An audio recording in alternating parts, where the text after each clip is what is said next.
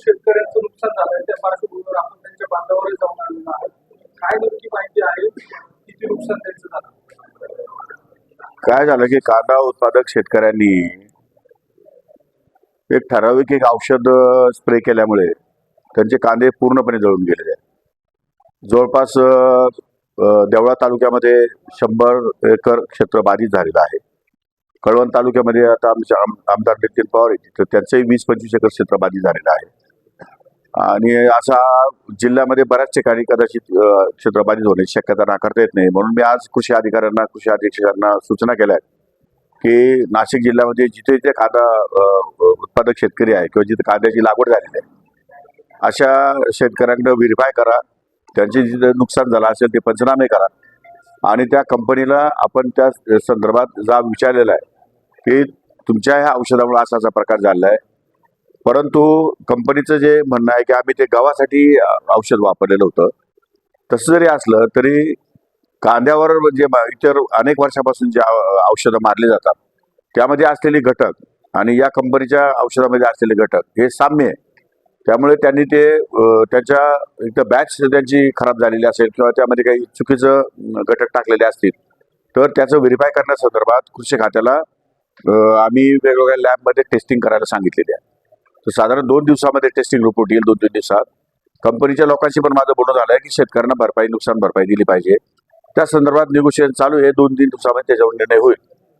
सरकारने प्रति 1.5 लाख रुपये अतितातडीची मदत म्हणून मागणी केली आहे. शासन पातळीवर आपला काही विचार आहे की त्यांना? नाही, शासन पातळीवरती असं काही मदत करता येणार नाही. कंपनीचा दोष आहे, कंपनीच्या औषधाचा दोष आहे. त्यामुळे ठराविक शेतकऱ्यांनाच या ठिकाणी नुकसान झालं आहे. पण ते कंपनीकडनं आपण जे काही नियमाने असेल ते त्यांना भरपाई करायला सांगू. तुम्ही अधिकाऱ्यांना फोन ठीक आहे, अधिकाऱ्यांना मी पंचनामे करायला सांगितलेले आहे. पंचनामे करून माल जप्त सीज करायला सांगितलेला आहे आणि मालाच्या संदर्भात ज्या आतापर्यंत ज्या चौकशा किंवा ज्या चाचण्या होतात या संपूर्ण चाचण्या ह्या सरकारी लॅबमध्ये होतात आणि सरकारी लॅब ही मॅनेज असण्याची शक्यता नाकारता येत नाही. त्यामुळे अनेक वेगवेगळ्या केंद्र सरकारच्या काही लॅब आहेत, काही खाजगी लॅब आहेत, ज्या नामांकित लॅब आहेत त्यांच्यामार्फत चौकशी केली तर सत्य बाहेर येईल. म्हणून त्यांना सांगितलं की तुम्ही एकाच कंपनीची करू नका आणि जे काही सॅम्पल पाठवणार त्याला कोडिंग करा.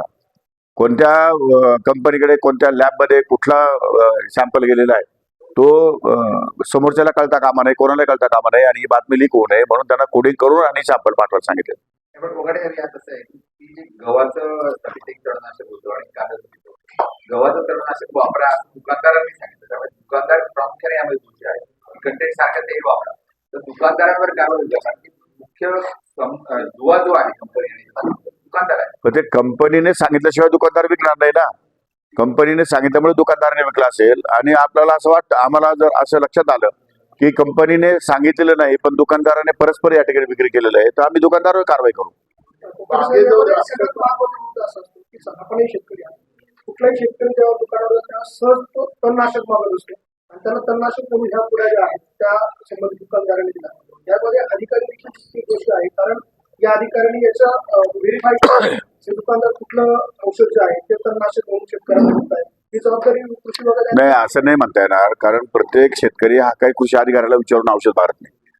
कृषी अधिकाऱ्याला विचारून औषध घेऊन येत नाही. कृषी अधिकाऱ्याला विचारलं त्याने आणि कृषी अधिकाऱ्याने सांगितलं तो दोष आढळला आपण त्याच्यावर कारवाई करू, तो काही विषय नाही. पण ते याच्यामध्ये त्यांचा दोष कुठेही दिसून येत नाही अद्याप.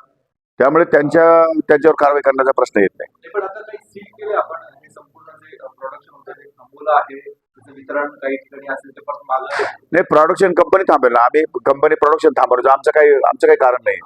आम्ही जेवढं मटेरियल या ठिकाणी दुकानामध्ये उपलब्ध आहे ते संपूर्ण मटेरियल सील करून ठेवलेलं आहे आणि त्याचं टेस्टिंग लॅबमध्ये पाठवलेलं आहे. मागे जे द्राक्षाचं गारपिटीमध्ये प्रचंड सुप्रिया सुळे यांनी विरोधीपणे असं म्हणत आहे की माणिकराव मुखर्जी खरं बोलतात आणि खरं बोलणारे नेते आहेत असं त्यांनी. मी खरंच बोललेलो आहे, मी भ्रष्टाचार बोललोच नाही. तुमच्या मीडियाने तो भ्रष्टाचार सुरू केलं आणि एकमेकाची तुम्ही बाईट घ्यायला सुरुवात केली. दोष हा मीडियाचा आहे, दोष हा माझाही नाही, दोष जनतेचा पण नाही. त्यामुळे मला एक सांगा, साधी गोष्ट तुम्हाला विचारायची. माजी पंतप्रधान कैलासवासी राजीव गांधी पंतप्रधान असताना त्यांनी जाहीर सभेमध्ये स्टेटमेंट केलं होतं की 1 रुपया केंद्रातनं आमचा जेव्हा बाहेर जातो त्यावेळेस 10 पैसे शेवटच्या माणसाला मिळतात. मग तो काय भ्रष्टाचार नाही का? त्याच्यावर का बरं मीडिया बोलत नाही? याचा अर्थ असा नाहीये की त्यांचं म्हणणं आहे की जी गळती आहे, याच्यामध्ये जो काही दोष आहे तो दोष दुरुस्त केला पाहिजे, असं त्यांचा म्हणण्याचा अर्थ होता. तर तुम्ही अर्थ वेगळा काढला. लक्षात आलं का? त्याच्यामध्ये मी असं म्हटलो नाही की जो दोषी आहे, भ्रष्टाचारी आहे, त्याला मी पाठीशी घालतोय किंवा त्याचा दोष नाही, असं मी कुठेही बोललेलं नाही. मी फक्त एवढंच म्हटलो की गैरप्रकार असण्याची शक्यता नाकारता येत नाही आणि तो गैरप्रकार पुढे होणार नाही, यासाठी सरकार योग्य ती पावलं उचलतंय. मार्च नंतर अशा प्रकारचे गैरप्रकार आम्ही होऊ देणार नाही. इतकं सगळं सांगितल्यानंतर तुम्ही त्याच्याच गोष्टी परत लोकांमध्ये मांडतात, बरोबर नाही ना? म्हणजे मीडियाची इमेज खराब होते, आमचं असं म्हणणं आहे. आमची तर होईलच, पण मीडियाची पण होते. आता पण आपण बोलताना म्हटलं की सरकारी लॅब ही मॅनेज होऊ शकते, नेमकं आपल्याला म्हणायचं काय? आपण जे कोणी संशय आहे, आपण संशय व्यक्त करायला काय हरकत आहे? उद्या शेतकऱ्याने काय संशय व्यक्त केला की नाही नाही सरकारी लॅबमध्ये मॅनेज झालंय, सरकारने मॅनेज केलंय, त्यापेक्षा आपण पारदर्शीपणा ठेवू ना. सगळ्या ठिकाणी सगळ्या लॅबमध्ये टेस्टिंगला थोडे पैसे, 2 पैसे जास्त लागतील, काय फरक पडतो? पण लोकांच्या मनातला संशय गेला पाहिजे, पारदर्शीपणा आला पाहिजे, ही या पाठीमागची शासनाची भूमिका आहे. आता सरकारबरोबर खासगी ठिकाणी देखील आपण हो, करणार आम्ही 2-4 ठिकाणी सॅम्पल पाठवणार, केंद्र सरकारच्या पण लॅबला सॅम्पल पाठवणार, राज्य सरकारच्या लॅबला पाठवणार आणि खासगी ठिकाणी पण पाठवणार. चौकशी सुरू आहे, काही लोकांनी कारवाई केलेली आहे, काही ठिकाणी अजून चौकशी चालू आहे. आम्ही कोणालाही पैसे वर्ग केलेले नाही, त्यामुळे असं काही शासनाचं काही नुकसान झालेलं नाही अद्याप. त्यामुळे अजून त्याच्यावरती काही जिल्ह्यामध्ये अजूनही तक्रारीचे अर्ज येत आहेत, त्या संदर्भात शहानिशा करण्याचं काम सुरू आहे. असं काही नाही बाबा, नाही असं काही नाही. आम्ही कुणीही नाराज नाही, आम्ही सगळे खुश आहोत. तुम्ही पण खुश राहा. खूप लोकांचं म्हणणं असं आहे की अजूनही आम्हाला त्याच्यामध्ये फारसं काही ज्यांचे पंचनामे झाले, ज्यांचे पावसामुळे नुकसान झालेलं आहे, अशा लोकांचे पंचनामे झाले असतील तर शासनाला गेले असतील तर मी तपासून घेतो. ज्या तणनाशकामुळे शेतकऱ्यांचं नुकसान झाले ते विकू नये अशा प्रकारच्या सूचना ती दिलेल्या आहेत, ऑलरेडी दिलेल्या आहेत. त्या विक्री करू नये, ते तणनाशक कोणालाही विकू नये अशा प्रकारच्या सूचना दिलेल्या आहेत. सूचना नाही, आम्ही ते संपूर्णपणे ते औषध सील केलेलं आहे. तर मुख्यमंत्री 2 दिवस महाराष्ट्रामध्ये झालेले आहेत. नाशिक असेल, रायगड असेल, पालकमंत्रीचा अजूनही जे तोडगा निघाला नाही किंवा निर्णय झाला नाही. आज माहितीची बैठक होती मुंबईमध्ये असं बोलते.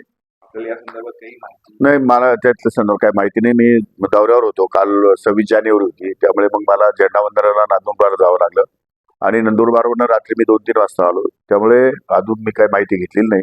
पण त्या संदर्भातला निर्णय माननीय मुख्यमंत्री महोदय आणि दोन्ही उपमुख्यमंत्री हे घेतील. स्थगिती दिल्यानंतर देखील भाजपचे काही माजी नगरसेवक पदाधिकारी गिरीश महाजन पालकमंत्री असल्याबद्दल शुभेच्छा. तो त्यांचा विषय, त्यांनी का देऊ नये शुभेच्छा? त्यांची इच्छा आहे, त्यांची आवड आहे. कोणाकोणाची काय काय आवड असते, त्या आवडीला आपण कसं काय बंधन घालू शकतो?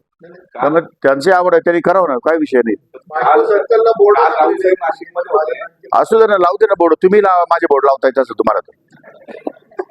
काल जे आहेत खासदार रावसाहेब नाशिकमध्ये होते, त्यांनी गंभीर आरोप केलाय की नाशिक आणि रायगडचे पालकमंत्री हे थेट जे दिल्लीवरून थांबवण्यात आलेले आहेत. प्रकारे मुख्यमंत्री नाही सांगता येणार, ते राऊत साहेब जास्त माहिती असेल माझ्यापेक्षा. आपण राऊत साहेब हा प्रश्न विचारा. दिवसापूर्वी आपलं एक वक्तव्य समोर आलं होतं, त्याचा विपर्यास केला गेला असा पण नंतर खुलासा केला गेला. मात्र आता त्या सगळ्या